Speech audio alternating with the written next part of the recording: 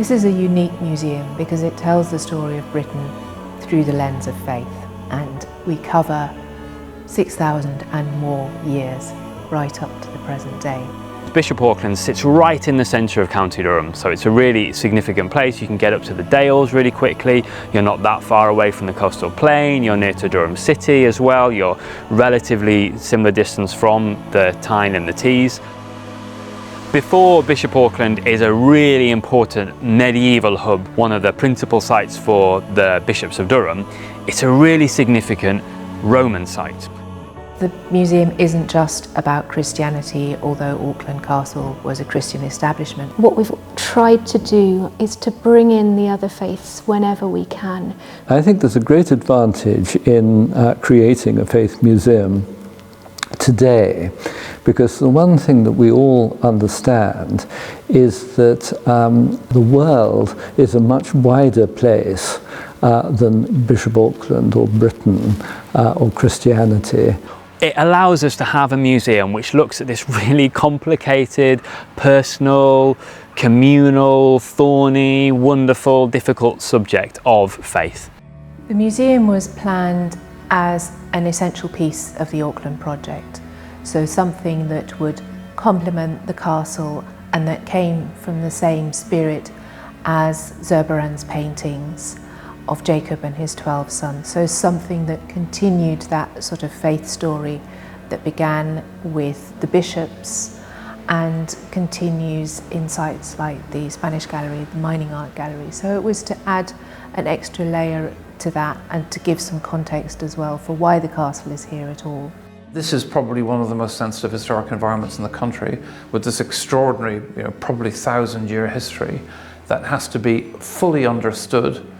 You had to really think about how a new building could justify itself in relation to an understanding of how that site had developed over time. What is striking about this building is that nothing had been built since 1795. I think a dumbwaiter was put in 1938, but that was the only accretion to a building that goes back nearly 1,000 years. You start the exhibition through the Faith Museum in the existing Scotland wing, and you move through that narrow, tight exhibition space to a series of enfilade galleries on the ground floor of the new extension. Following that, you're on the first floor where we have the most southern gallery that has a picture window that looks out across the walled garden and the parkland beyond. And then after that you have the principal gallery space, which is being used to house temporary installations. That leads back into the existing Scotland wing on the first floor. I was looking for that it feels both very modern and very primitive at the same time. So I wanted to overstep all of those specific bits of contextuality and make something that could be very ancient or could be very new, and you couldn't quite work out which of the two it was. The stone is Copcrag sandstone, which is quarried near to the site in Otterburn in Northumberland.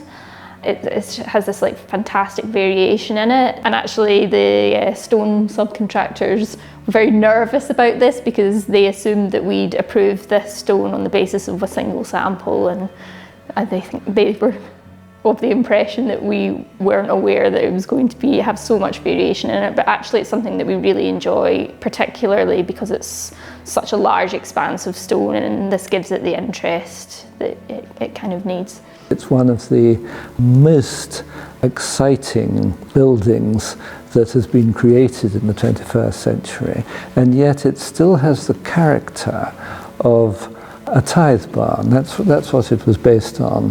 One of the things I wanted to do was to say that the gable should be emblematic and should have a sense that it's talking about a faith museum.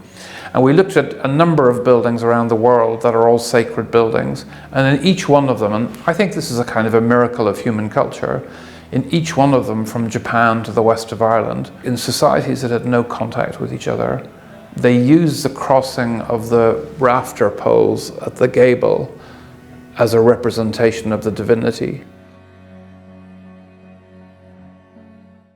Choosing the objects that we have for the Faith Museum has been a really interesting but difficult challenge. What we've tried to do is balance sharing things of the past with people, so showing them wonderful objects, telling them a little bit about the ways that we understand as archaeologists or historians, the ways that people practiced their faith in the past. We tried to balance that alongside asking questions as well as answering them. We think about 3 questions. They are, am I alone? How do I live?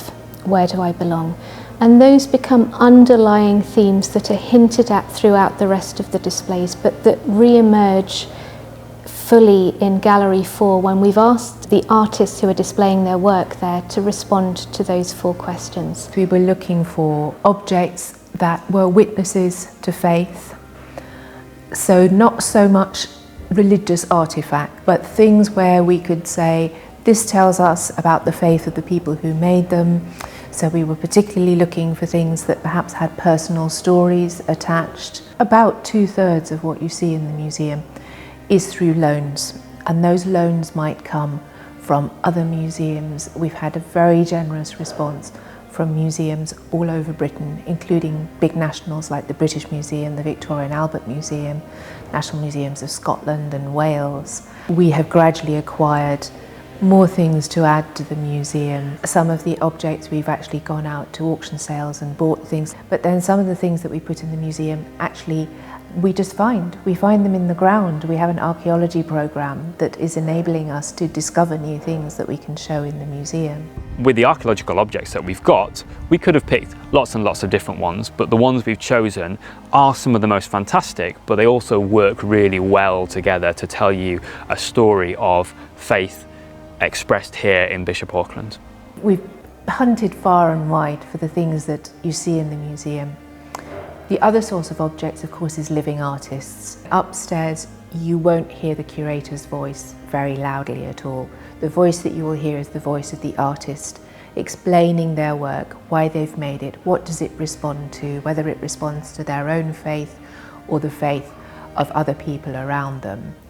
And that means that we have room for a whole variety of different beliefs, religious beliefs, but also more vague spiritual beliefs that people might be holding in Britain today.